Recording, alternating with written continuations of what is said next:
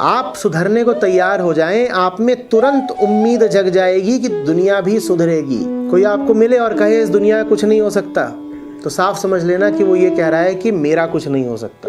कोई मिले और कहे कि मेरी बीवी सुधरने से रही, तो साफ समझ लेना कि वो कह रहा है मैं सुधरने से रहा। जो सुधरने लगेगा उसको तत्काल दिख जाएगा कि सब सुधर सकते हैं, सबको सुधरना चाहिए, सब सुधरने को आतुर हैं। निर्मलता का, निर्दोषता का स्वाद ऐसा होता है कि फिर वो स्वाद तुम सब में बांटना चाहते हो। तुमसे ये बर्दाश्त ही नहीं होगा कि तुम तो निर्मल हो गए और बाकी सब मलिन रहे। तो तत्काल तुम में उम्मीद जग जाएगी। उम्मीद से आगे श्रद्धा।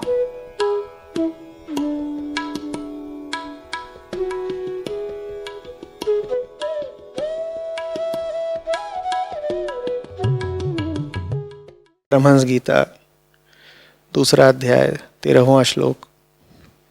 यह क्षेत्रज्ञ परमात्मा सर्वव्यापक, जगत का आदि कारण, परिपूर्ण, अपरोक्ष, स्वयं प्रकाश, अजन्मा, ब्रह्मा आदि का भी नियंता और अपने अधीन रहने वाली माया के द्वारा सबके अंतःकरणों में रहकर जीवों को प्रेरित करने वाला समस्त भूतों का आश्रय रूप भगवान वासुदेव है।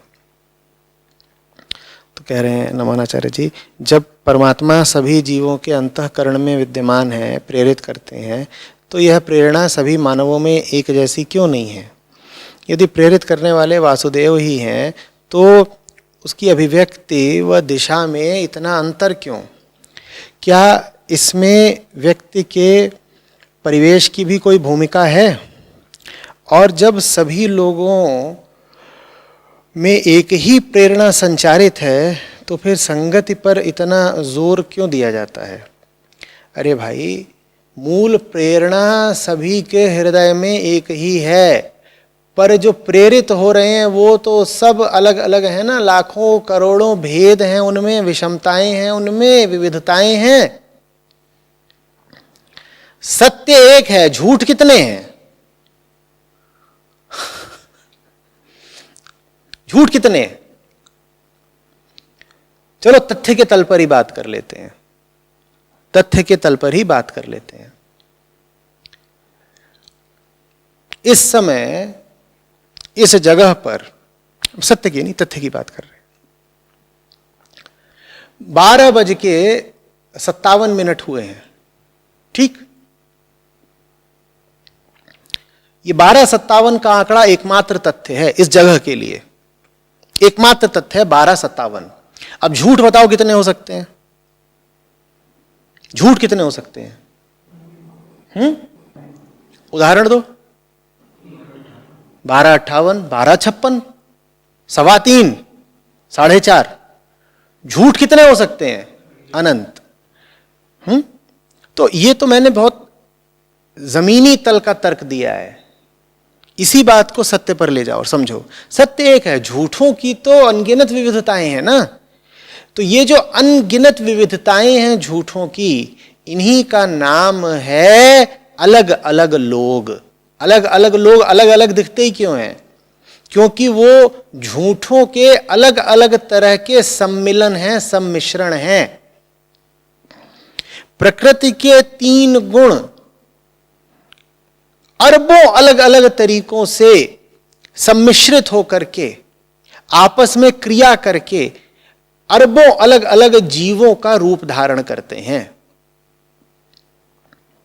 बात समझ में आ रही है?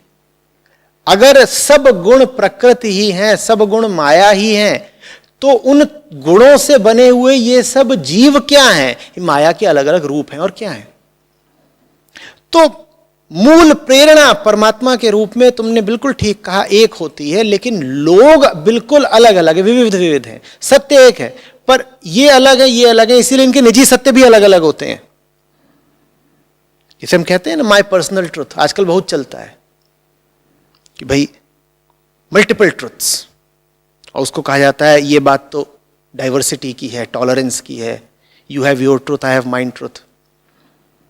ये बात भयंकर है, ये बात राक्षसी है। Your truth to you and my truth to me. ये बात घोर, गहरे और घटिया अहंकार की है। लेकिन चलता है, इसीलिए चलता है क्योंकि हम झूठ हैं। हम झूठ हैं चूंकि, इसीलिए हम अपना एक निजी और व्यक्तिगत सच भी बना लेना चाहते हैं, जो कि कुछ और नहीं होगा, वो झूठ का ही एक रूप होगा, झूठ की ही अभिव्यक्ति होगा। समझ में आ रही बात? तो सच एक है और सब झूठ हैं, और उन झूठों में एक झूठ होता है चुनाव। क्योंकि सच में तो कोई चुनाव होता नहीं, सच में तो निर्विकल्पता होती है, सच में तो दो ही नहीं है, तो चुनोगे कैसे? लेकिन जहां झूठ है वहां बहुत कुछ होता है, वहां चुनाव होता है।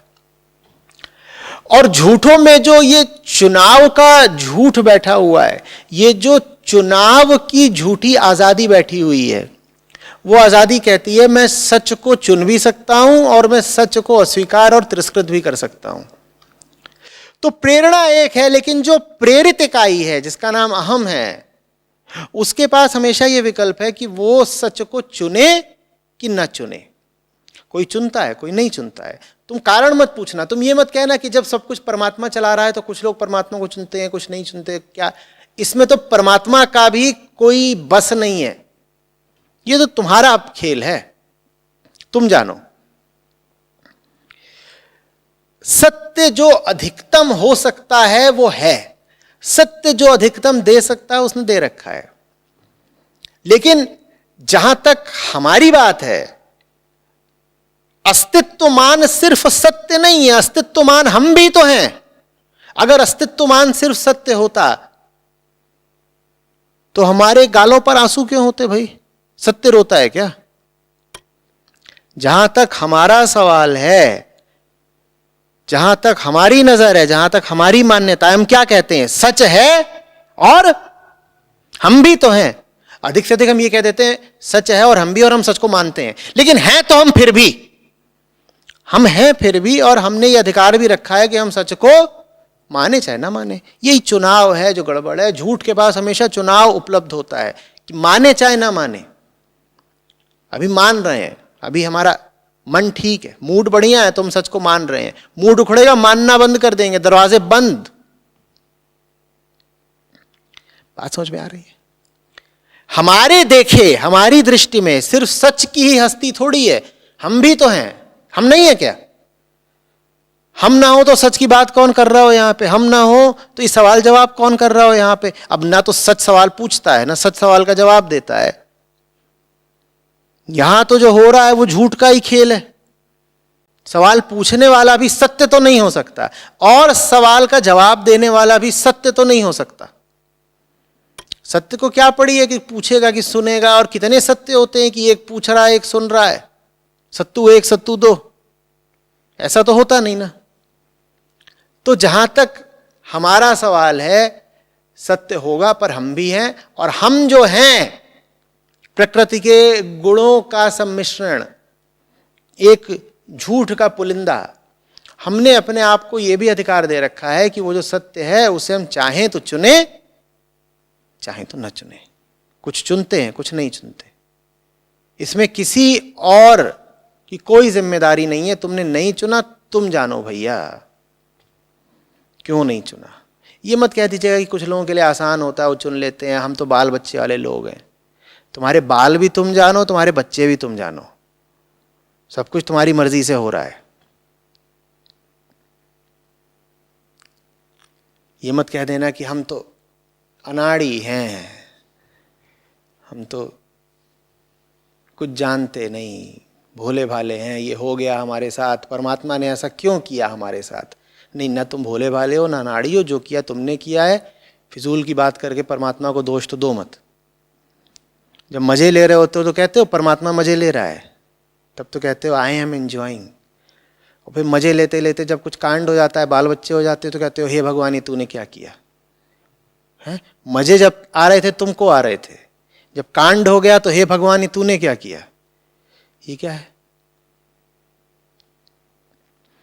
तुम हो जो ये विकल्प रखता है कि कभी मजा चुनूंगा और कभी मर्म चुनूंगा, सत्य चुनूंगा। अधिकांशतः हम मर्म नहीं चुनते, मजा चुनते हैं।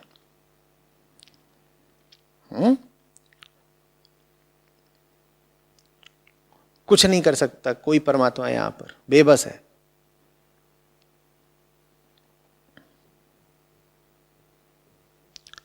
जिस परमहंस गीता का उद्धरण दे रहे हो उसी में वर्णित है कि जो तैयार नहीं है उसके तो उपनिषदों के वाक्य भी काम नहीं आ सकते। जो मानने को, सुनने को, बदलने को राजी नहीं है, उपनिषद भी उसके काम नहीं आ सकते। अब परमात्मा अपने आप को और किस रूप में तुम्हें भेंट करे? उपनिषदों के रूप में कराए भेंट।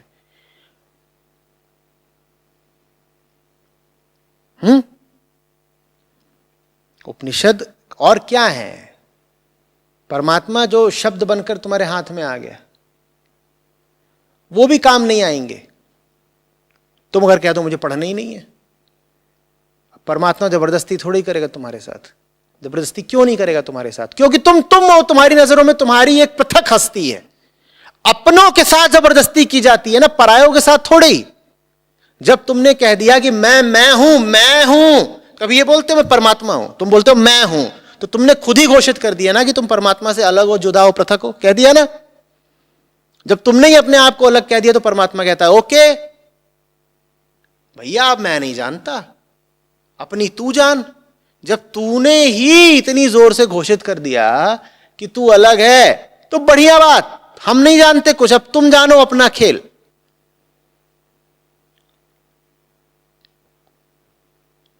आ रही बात समझ? वो फिर हाथ खींच लेता है वापस। अब तुम्हारी अपनी कहानी चलती है, अब तुम्हारी व्यक्तिगत कहानी चलती है, अब तुम्हारा व्यक्तिगत संसार चलता है।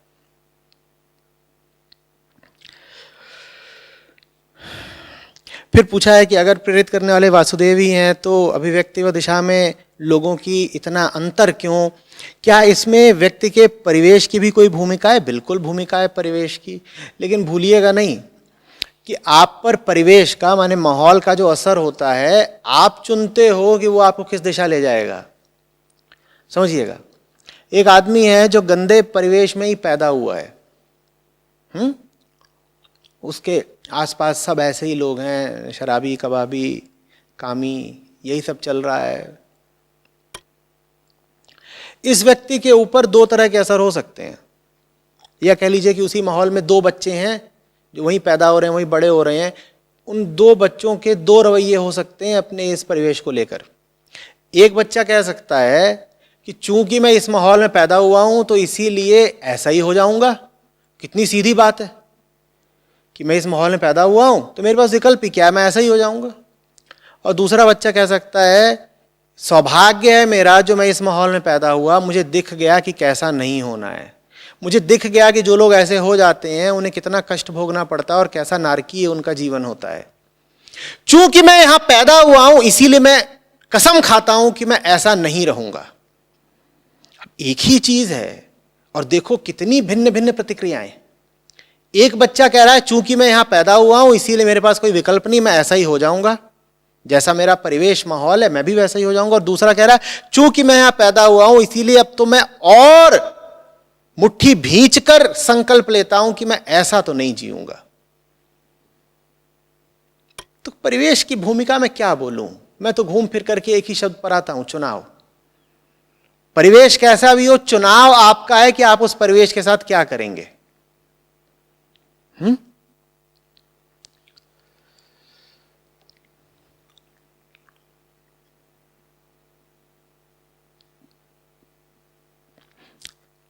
फिर कहा और जब सभी लोगों के हृदय में एक ही परम प्रेरणा बैठी है तो फिर संगति पर इतना जोर क्यों दिया जाता है? संगति पर जोर प्रेरणा को थोड़ा ही बताया जाता है। वो जो हृदय में परम तत्व बैठा है उसको थोड़ी सीख दी जा रही है कि बेटा सही संगति करना। संगति की सलाह किसको दी जा रही है? उसको दी जा रही है जो उस परम प्रेरणा के रहते हुए भी प्रेरित करने से, प्रेरित होने से इनकार कर देता है। दो हैं, भूलिएगा नहीं। प्रेरणा तो हृदय में बैठी है, पर वो जो प्रेरित होगा चाहे नहीं होगा वो खोपड़े में बैठा है। तो वो जो खोपड़े वाला है उसको सीख दी जाती है कि सही संगति कर लो, सही संगति कर लो ताकि तुम्हें तुम्हारे हृदय की ओर मोड़ा जा सके। अन्यथा तो तुम इधर उधर दुनिया भर में इधर उधर विचरण करते रहते हो, बस अपने ही मर्म की ओर, आत्मा की ओर, वो जो आंतरिक है, कूटस्थ है, उसकी ओर तुम्हारी दृष्टि कभी नहीं जाती। सही संगति करते हो तो वो तुम्हारी नजरों को वापस मोड़ता है, अंदर की तरफ मोड़ता है और तुमसे कहता है बाहर देखना बंद करो, मैं तुमसे कह रहा हूं भीतर देखो जरा। इसलिए सही संगति पर जोर दिया जाता है। तुम्हें संगति की कोई जरूरत ही ना पड़े, अगर तुम खुद ही ऐसे हो जाओ कि तुम कहो मुझे तो परम परमात्मा की संगति करनी है, खुद ही करनी है, मुझे बाहर से कोई चाहिए ही नहीं जो मुझे समझाए कि बुझाए कि ज्ञान दे, मेरे स्वयं में ही इतनी तड़प, इतनी प्यास है, इतनी समझदारी है कि मैं खुद ही अपने हृदय की ओर मुड़ जाऊंगा, मैं खुद ही हृदय की संगति कर लूंगा, मैं खुद ही उस परम प्रेरणा से अनुग्रहित होना चाहूंगा, फिर तुम्हें किसी संगति की जरूरत नहीं पड़ेगी।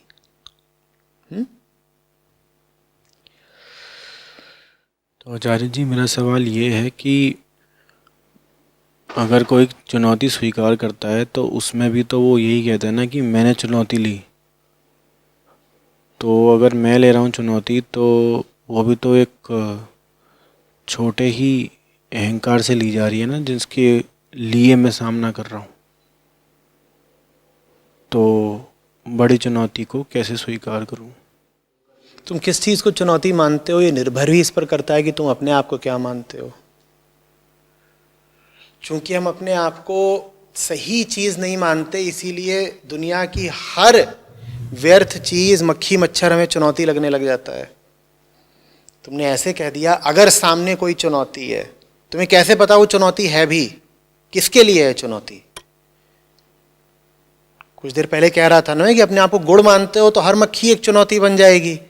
तुम अहंकार के पुलंदे हो तो किसी ने जरा सा ताना मार दिया वो चुनौती बन जाएगा। तुम हो कौन? चूंकि तुम अपने आप को सत्य जानते नहीं, इसीलिए दुनिया की हर छोटी चीज तुम्हारे लिए एक विशाल चुनौती बन जाती है। तुम अपने आप को छोटा जानते हो तो हर छोटी चीज तुम्हें बड़ी लगने लग जाती है।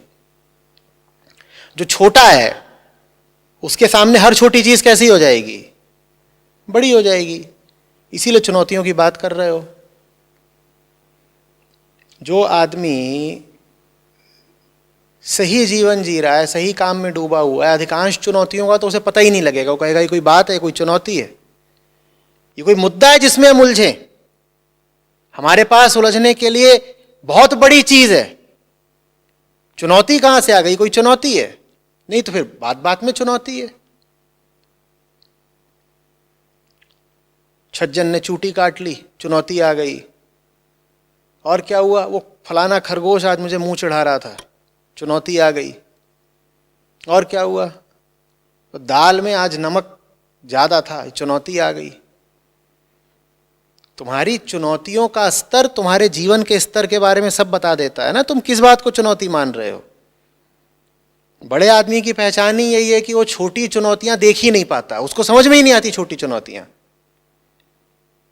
उसे उपेक्षा भी नहीं करनी पड़ती, उसे छोटी चुनौतियां दिखाई ही नहीं पड़ती, वो आगे बढ़ जाता है। और छोटे आदमी की पहचान ये है कि वो हर समय बिल्कुल बिलबिलाया रहता है। कभी यहां से उसे कोई कोंच देगा, कभी यहां कोई परेशान कर देगा, बात बात में आहत होता है, चोट लगती है। और जिस आदमी को मजबूत होना होता है, आगे बढ़ रहा होता है, पहली बात उसे छोटी चीजों से चोट नहीं लगेगी। दूसरी बात, वो और बड़ी चीजें खोजेगा और उन बड़ी चीजों से चोट खाने को तैयार रहेगा। वो कहेगा जितनी बड़ी चीज से चोट खाऊंगा उतना ज्यादा मैं सुरक्षित होता जाऊंगा चोट खाने के विरुद्ध।